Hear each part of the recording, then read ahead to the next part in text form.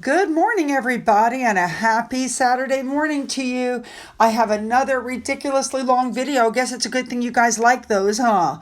There's lots of information about the royal family, and then there's some big news about Harry and Meghan and their Netflix deal. So let's just jump in. Let's get busy. Let's go. We're going to start off on March 5th. Prince Michael of Kent attended the Crufts Bearded Collie Challenge in his capacity as president of the Kennel Club. This event took place at the National Exhibition Center in Birmingham. Introduced in 1969, this is a specific series of tests used to evaluate the breed's intelligence, agility, and herding skills. Next up, we have the Duchess of Edinburgh, secret weapon Sophie, as global ambassador to the International Agency for the Prevention of Blindness. She attended a reception at St. James Palace on March 4th. This is to commemorate the launch of the Global Summit for Eye Health. Now, sticking with Sophie, on March 5th, she attended a DEBRA, that's what they call it, DEBRA, Global Epidermolysis Bullosa Task Force event at Hever Castle in Edenbridge in her role as patron. Now, this event supports the charity's mission to fund research and provide care for people with what they call butterfly skin. It's a very rare, painful genetic condition. Now, Sophie's been the patron there since 2011, and the idea of this get-together is to improve treatments and help find a cure. I just love Sophie. I think she's doing a great job. Now let's move on to Princess Anne, the Princess Royal, also on the 5th. As president of the National Equine Forum, she attended the 34th National Equine Forum in London. Next up, we have Edward, the Duke of Edinburgh. He visited Witham on Wednesday. He opened a new headquarters and warehouse complex of PFE Express. This is a 135,000 square foot premises. He met staff members, apprentices, customers, and suppliers. Now, this facility, which has been operating since November of 2025, is one of the most significant investments made by a third-generation family business. They have consolidated sea freight, warehousing, customs clearance haulage, and national distribution under one roof. That's pretty cool. This was established in 1984 and has remained under the same family ownership. Moving on, I'm touching on this feel-good story. Betty Wary, she is a former Crown Derby glider who crafted coronation wear for King Edward VIII and King George VI. She celebrated her 106th birthday. She was born in 1920. She worked for 50 years at the prestigious porcelain manufacturer, and she later became a trainer, author, and museum curator. During World War II, she was redirected to aircraft manufacturing before she returned to the porcelain firm in 1945. She started working at 14 as an apprentice in 1934, and she used to work 54-hour weeks. Let's move on to Catherine now. She headed to Leicester in what was an unannounced visit on March 5th, one day after the Hindu festival of Holi. It's a festival that celebrates spring, love, color, and new life. I'm so glad this was unannounced because it was unannounced, nobody else was able to suddenly pop up and take her thunder. I think this is something that probably is going to have to start happening on a regular basis. You guys know what I'm saying? So as soon as she arrived and she was greeted by everybody, the first thing that they did was give her a beautiful necklace that it was like a red flower garland. And she said, "Thank you so much for having me, and I'm looking forward to seeing some of the work. I've heard fantastic things." So she started her day by visiting a dance company called Akash Odidra. Now, this dance company is being run by an award-winning choreographer, and she watched a rehearsal of his latest work, Songs of the Bulbul, hope I'm saying that correctly, which is an interpretation of an ancient Sufi story about a captured songbird. So as soon as that was over, Catherine, that's just aside, she's going to take a stroll down the street. They didn't cut off the traffic. People are saying hello to her. She's saying hello back. Princess Catherine was headed to the city's Golden Mile. Now, this is a street of largely family-run businesses. The area is known for having one of the highest concentrations of Indian jewelry, Indian saris, and fashion boutiques in the UK. And it's a very colorful center for South Asian culture. It has cuisine, candy stores, chai shops. As an FYI, for those of you who don't know, she went to this city on an official visit alongside the late Queen Elizabeth almost exactly 14 years ago on March 8th, 2012. They arrived by royal train, and it was the first outing of Queen Elizabeth's Diamond Jubilee tour of the country. How interesting is that? Now, also, as an FYI, she and the Queen stopped at a university there where they watched a student fashion show. And then 6 years later, Catherine with Prince William stopped there in November of 2018, where they were comforting people that were grieving the death of a chairman of the city's soccer club who perished along with 4 others in a helicopter crash in October of that year. Now, while Catherine was there, of course, besides sitting down and trying the chai tea and everything else, she went through and ordered some Indian candy to take back for her children.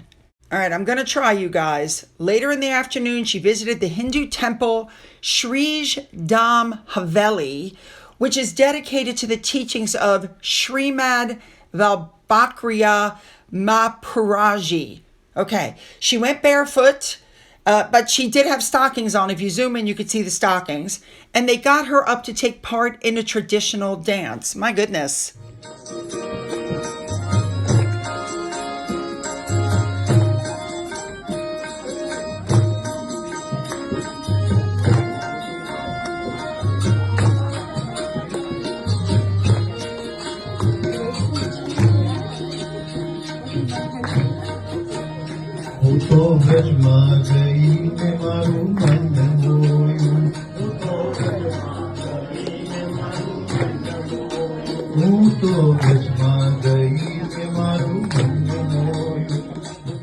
Now, I attempt to put the entire day's events in order. By the way, just as an FYI, when she sat down for her afternoon tea, she declined sugar. Okay, it's a little something, just putting it out there. Now, I attempted to put everything in order. At one point, she was surrounded by crowds. I believe this was after the stores, but before the Hindu temple. And the reason I'm saying that is while she's being crowded here, when she actually left the Hindu temple, which you're about to see, she literally came out, said thank you, got in her car and left. So the crowds were some time before that. I'm so glad that this was an unannounced visit. I'm so glad that she was able to go out and do her thing without constantly being attacked by you-know-who. I think it's wonderful. But now that she's done that, I think it's not going to be much longer before they put something out showing something with Hindu. You'll see. Copycats, that's all they are. A big thank you to Remlod Sauce, as usual, for showing us everything that Catherine was wearing and the correction on her purse. I love that. You make a mistake, you correct it. Fabulous.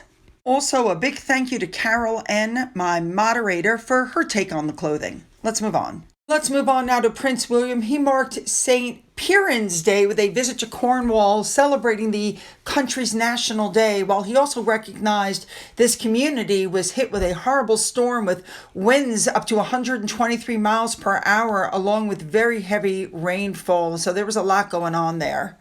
So one of the first stops William made was at the Gettr Farm Pastry Company. This is an award-winning family-run farm and bakery.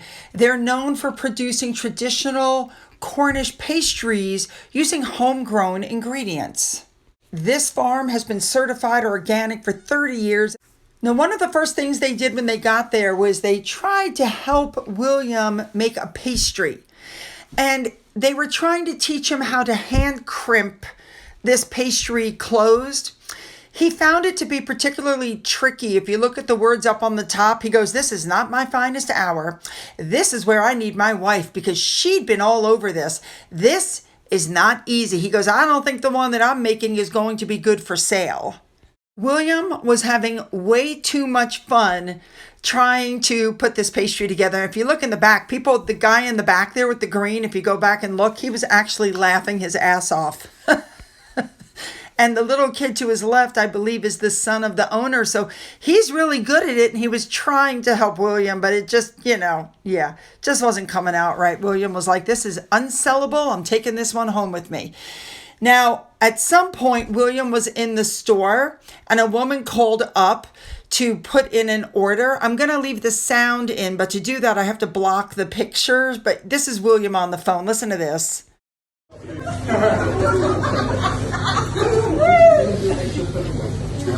we have any steak frozen pasta? We've got plenty, yes. How many would you like?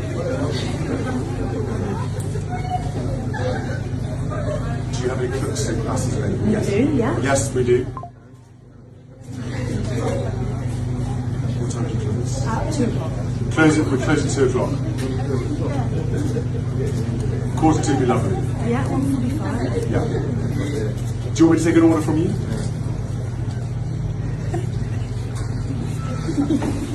10 frozen pastas, please. I can do that. We've got plenty of cooked ones. Just made some fresh ones now.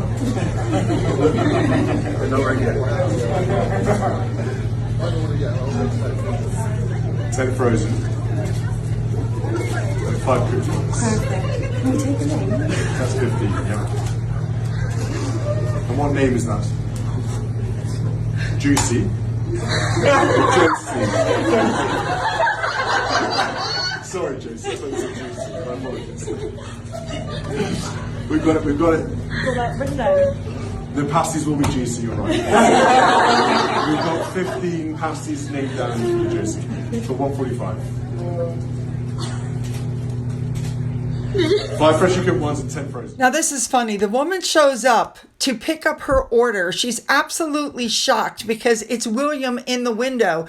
They did come out and say she was delighted, but she was concerned when he misheard her name that she might not get her special order on this day, which, by the way, it's for the patron saint of Cornwall. The Gettr farm gave her 15 pasties free as a thank you for being such a good sport. And she goes, I'll be telling this story for years.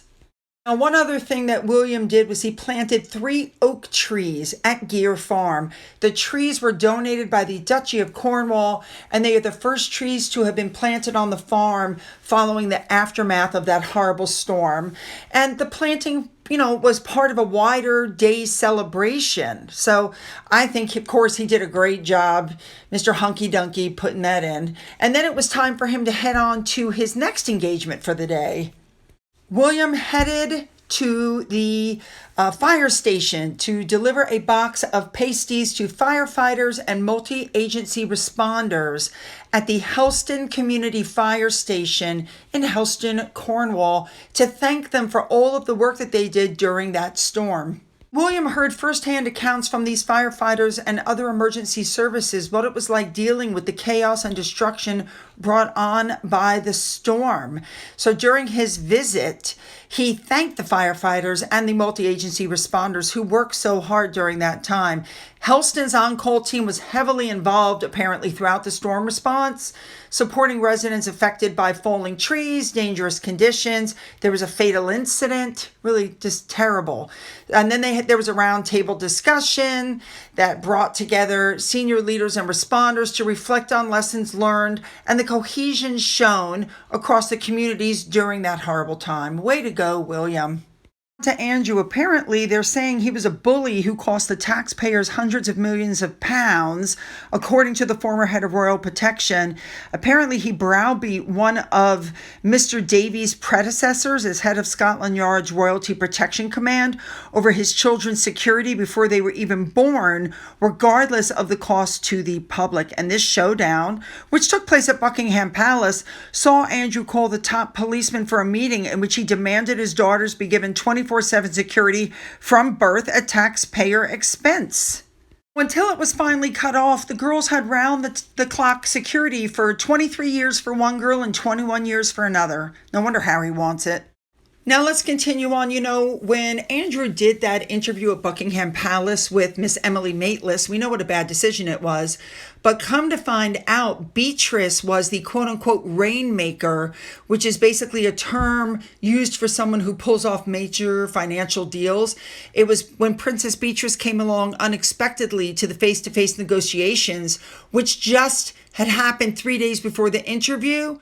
She asked questions, and if they didn't answer them correctly, the interview wasn't going to happen. So the real thing that was going on here was Andrew was turning 60.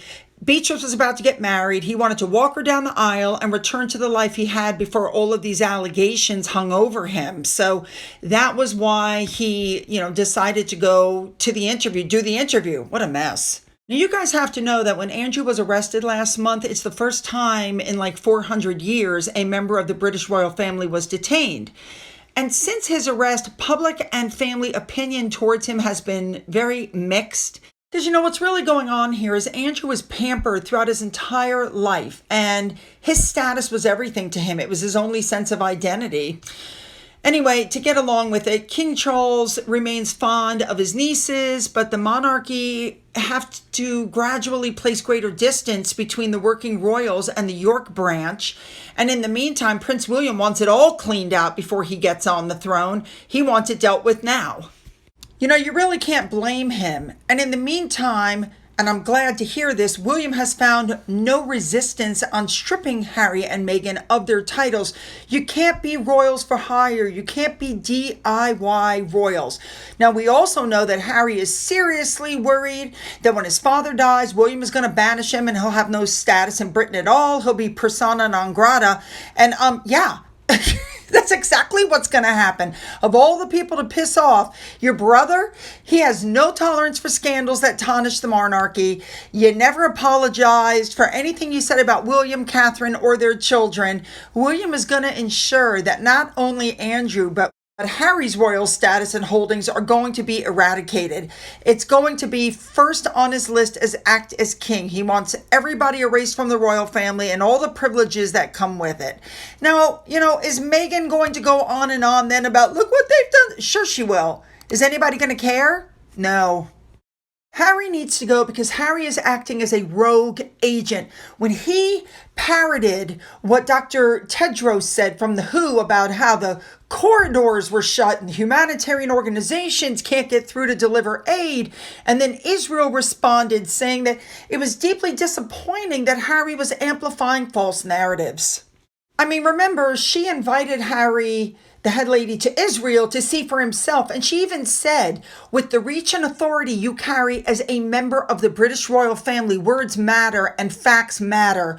And repeating false narratives raises serious questions. So there you go.